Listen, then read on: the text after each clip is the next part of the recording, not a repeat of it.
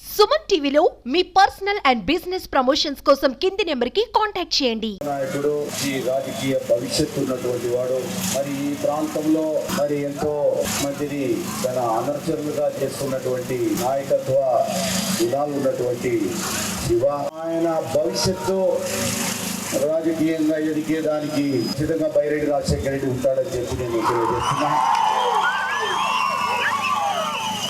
అదే రకంగా జనార్దన ఆచార్య గారు, నాగేశ్వరరావు గారు, ఇంకా ఈ సమావేశానికి ఈ యొక్క పబ్లిక్ మీటింగ్, ఇది బహిరంగ సభ, నిన్ననే చెన్నమ్మ సర్కిల్లో చాలా భారీ బహిరంగ సభ జరిగింది. ఇప్పుడు మళ్ళీ ఈ ప్రాంతంలో ఒక భారీ బహిరంగ సభ. స్వచ్ఛందంగా ఈ సభకు తరలి వస్తున్నారంటే జగన్మోహన్ రెడ్డి నటి పిలిచేదానికి.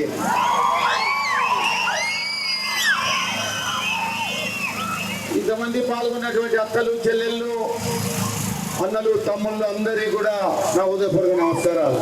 నాకు తెలుగుదేశం పార్టీకి ఉన్న అనుబంధం 19 సంవత్సరాలు ఎన్టీఆర్ స్థాపించినటువంటి ఈ పార్టీ జెండాను భుజాన వేసుకొని తిరిగాను నేను. ఎన్టీఆర్ ఒక మహానుభావుడు, పేదల పాలిటి ఆయన ఒక మరి సమాజమే దేవాలయం, ప్రజలే దేవుళ్ళు అన్న నినాదంతో పరిపాలన చేసినటువంటి వాడు.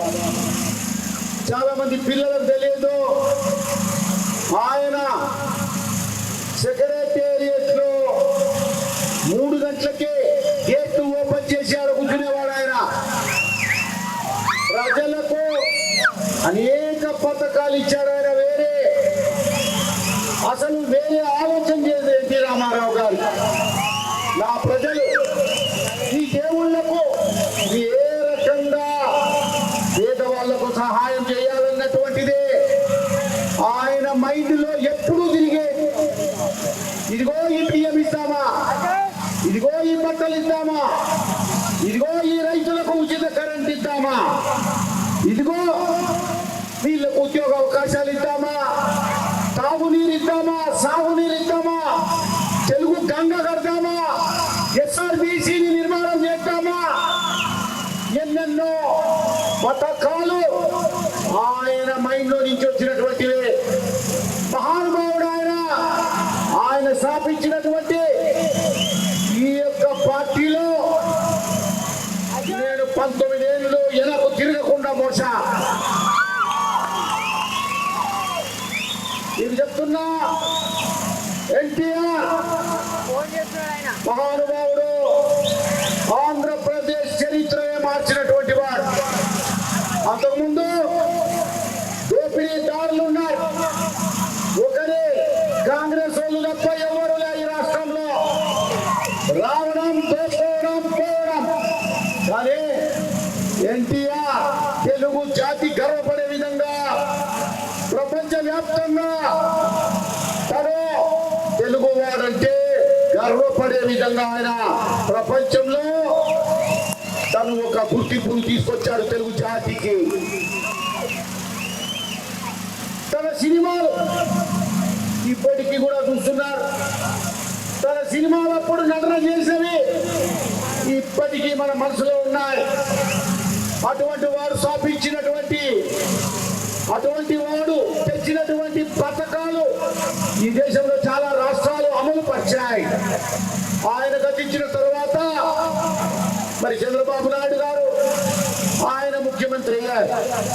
ఎన్నో కుట్రలు జరిగాయి, కానీ ఎప్పుడు చలించలేదు. ఆయన తెలుగుదేశం పార్టీని ఇంకా బలోపేతం చేసుకుంటూ వెళ్ళాడు. ఇటువంటిది దీని చరిత్ర, పేదల కోసం పుట్టిన చరిత్ర, తెలుగు జాతి కోసం పుట్టిన చరిత్ర. నిస్వార్థంగా అవినీతికి దూరంగా ఉండి ప్రజాసేవ చేసే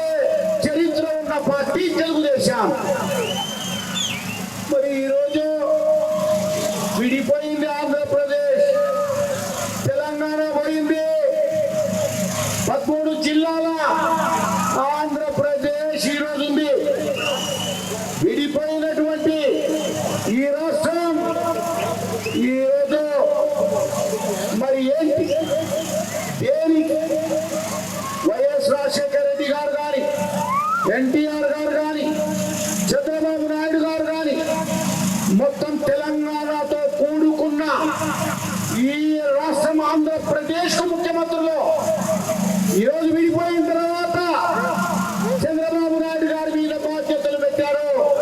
ఇదిగో విడిపోయిన రాష్ట్రం ఇటు హైదరాబాద్ పోయింది, హైదరాబాద్ లో ఉన్న సంపద పోయింది, తెలంగాణలో ఉన్న సంపద పోయింది, మిగిలింది 13 జిల్లాలో. ఇక్కడ ఆదాయం తక్కువ, రాజధాని లేని రాష్ట్రం. ఈ రాష్ట్రాన్ని బాగుపరచాలని మొదట చంద్రబాబు నాయుడు ముఖ్యమంత్రి చేశారు. మీరంతా చంద్రబాబు నాయుడు చాలా ఏమీ లేకున్నా, చిల్లి గవ్వ లేకున్నా, అసలు ఆదాయం లేకున్నా, తెలంగాణలో ఉన్న ఆదాయం పోగొట్టుకున్నా ఈ రాష్ట్రాన్ని ముందుకు నడిపాడు. చాలా అనుభవం ఉన్నటువంటి వాడు. కానీ ఈరోజు ఈ రాష్ట్రానికి ఒక పీడ చుట్టుకొని, ఇది నెత్తిన పీడ, నెత్తిన దయ్యం కూర్చొనింది. ఆ పీడనే జగన్మోహన్ రెడ్డి పీడ. అన్నా ఈ దయ్యాన్ని, ఈ పిశాచిని, ఇదిగో ఈ రాక్షసిని, ఈ సైతాన్ని ఆ కుర్చీ మీద మరి కూర్చోబెట్టింది నమ్మి మోసపోయిన మీరు మీరు మీరు ఈ రోజు మళ్ళీ అపోపర్ చేయొద్దని అడుగుతున్నారు. లేరు ఈయన చేసింది రాష్ట్రంలో అందరి నోట మట్టి కొట్టాడు. ఉద్యోగులకు జీతాలు ఇవ్వలేదు, ఉద్యోగులకు రావాల్సిన బకాయిలు కట్టలేదు. ఈ రాష్ట్రంలో ఉన్న పేదల గురించి ఆలోచన చేయలేదు, ఈ రాష్ట్రంలో ఉన్న దళితుల గురించి ఆలోచన చేయలేదు, ఈ రాష్ట్రంలో ఉన్నటువంటి మైనారిటీలను గురించి ఆలోచన చేయలేదు, ఈ రాష్ట్రంలో ఉన్న మహిళల గురించి ఆలోచన చేయలేదు. యువకులకు ఉద్యోగాలు లేకుండా నలిగిపోతున్నా ఆడ మరి అమరావతిలో కూర్చొని ఆయన ఒక సాధిస్తూ నిరుద్యోగులు, యువకులు, అసలు ఏమీ తెలియని అమాయకులు, అటువంటి వాళ్ళ జీవితాలతో ఆటలాడాడు ఆయన. వీళ్ళ నలిగిపోతుంటే ఆయన 3 రాష్ట్రాలని ఒరే విశాఖపట్నం రా, ఒరే కర్నూలు న్యాయ రాజధాని రా, ఒరే విజయవాడలో ఒక లెజిస్లేటివ్ రాజధాని రా. అది ఈ రాష్ట్రాన్ని సర్వ